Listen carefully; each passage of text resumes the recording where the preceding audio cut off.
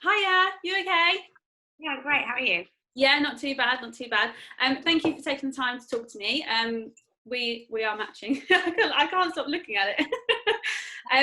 So hopefully I won't take up too much of your time. It should only take sort of 10-15 minutes, but we're basically just going to have a little chat about what Recruit4vets do and how you guys work with locums basically in the veterinary industry. So obviously I know what Recruit4vets does, but could you just, for anyone listening, just have a little chat about it?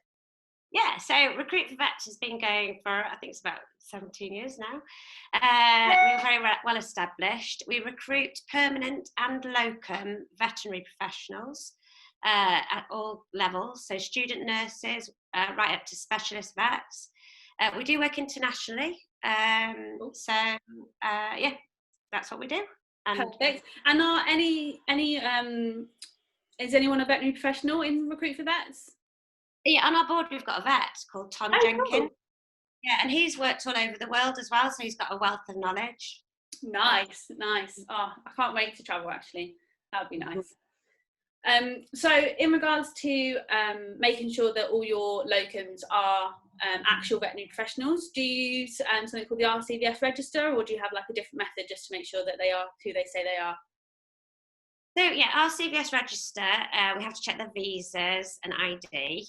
One thing we do as well, because we've been bitten a few times by this, is we Google people, especially vets, because something can have happened and they'll be fine on the register, but then quite often in the news something can come up. Okay. The idea that is just to see what. You're a bit of spies, that's what you're saying. Detectives. So if a locum registers with you guys, are they under contract with you? Yeah, so they have a locum contract. A couple of things we do differently is when people register with us, we spend quite a bit of time with them. So rather than just banging them forward for lots of jobs, we actually have a 40-minute conversation, which is quite unusual for locuming. The purpose of it is to find out what they really want, rather than just sending them over for different jobs.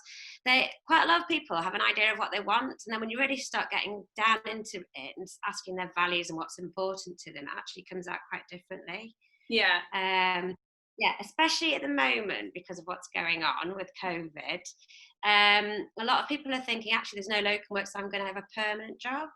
And it's finding out what they really want, because it's all right taking a locum job, but in a few months' time, when we're back to normal, would that still be right?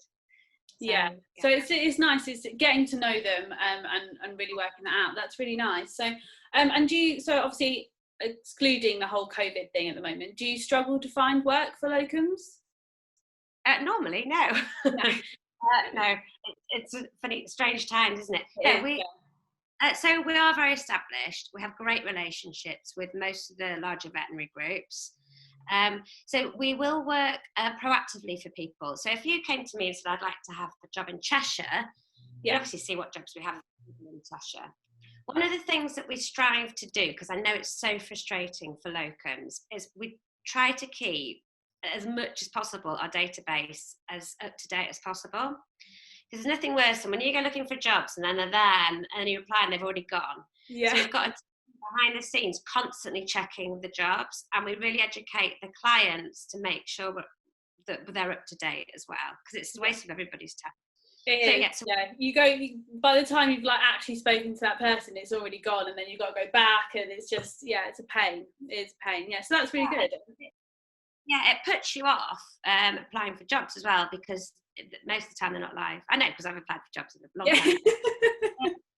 So yes, we will look what we've got available jobs wise. Then we'll obviously speak to our contacts within the larger veterinary groups, and then we'll look at actually ringing the independents in the area that you want to work and selling the person in and saying, look, I've got this amazing veterinary nurse, she's got 2 years experience, she's done this and this, she'd love some locum work, would you be interested in her? And they'll either say yes or no. So we're very proactive about it. We don't just rely on people sending us locum jobs.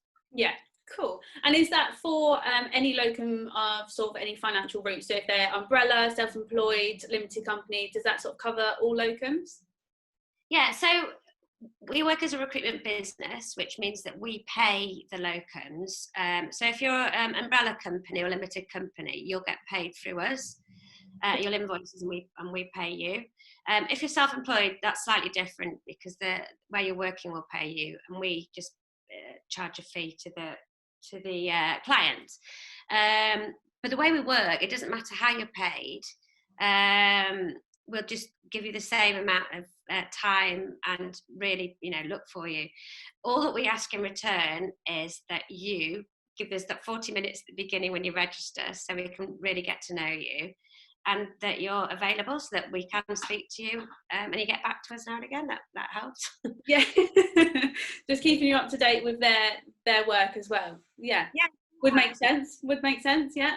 Okay, so what if you found you within the 40-minute chat that you had with, say, a nurse, and she's got a massive passion for say theatre or just consultations, would you be able to find her work that is just that, or is it do they have to do something broader? No, you can. It depends on your experience, and depends on the area as well, because obviously if you're in the Outer Hebrides, there's not really much choice. Yeah. What we're going to do is get you what you really want, and normally in normal times when there's lots of jobs available, then there are choices. And the thing is, if you're looking for long-term work, and normally people locum because they want to try different things, it's much better for us to find you what you're looking for, and then you enjoy it, than you put you in a job that's just a job because it is. That's how yeah, definitely. Okay, so you've gone through how we got paid, because that was one of the questions. So like you said, with the different styles, the limited and self-employed and umbrella. So if we go back to the question, so if I didn't like the practice that I was at, or if the practice didn't need me anymore before the booking, and they cancelled, what sort of your cancellation policies? Well, there isn't. What we do try and do is a longer booking, is get people to commit to a notice period at the end. Okay. So when you're in the locum, because then it's tied in, so it's a longer booking, and it gives the locum security, and it also gives the client security as well, that nobody's just going to leave. However, it's like any job. If you just left, you left. And unfortunately, one of the sort of the cons of locuming is you don't get that security. So if somebody cancels, unfortunately, that's it. That's it. But what we try and do is make sure that we only deal with, our sort of motto is that we only match the best with the best. So the minute we get a client that's constantly cancelling, we even say, look, this isn't really working for us, and we just don't deal with them anymore. Yeah. Because some people do that, and they kind of... It's a bad reputation as well. Like it doesn't give your own sort of, you can't build relationships in that way as a locum. Do you know what I mean? You need to be able to sort of be professional in all aspects. Yeah, you're right. So the locum has to, the nurse or the vet also has to be reliable. So if you're going to cancel last minute, that's not great either. So we have sort of a rating system for our jobs and for our candidates. So every locum that goes out, we ask for feedback on them, and they get, most of them, to get a 5-star review, and then that's brilliant. We tell the candidates as well what review they've got and the reasons why, because normally, if you get, it's either a 5-star or a 1-star, there's never in between, but then at least we can feedback and they can change their behaviour for next time. Or more often than not, it's not the locum, it's that there was a relationship issue with the client, or and then we can some of it and find out what's really going on there. Yeah, and that's a great way of improving as well. Do you know what I mean? By having that feedback, what you're doing wrong, or what you can improve on, and that way you're making vets and nurses like to a higher standard, basically, is the best way of putting it. Yeah, no, I agree. That's great. So there's one question that has been popping up a lot. It's basically, I think it's quite an old stereotype, but I thought I'd ask it because it has been asked quite a lot by locums. The question is why are recruitment agencies not open about their fees to locums and practices? So what is your sort of response to that?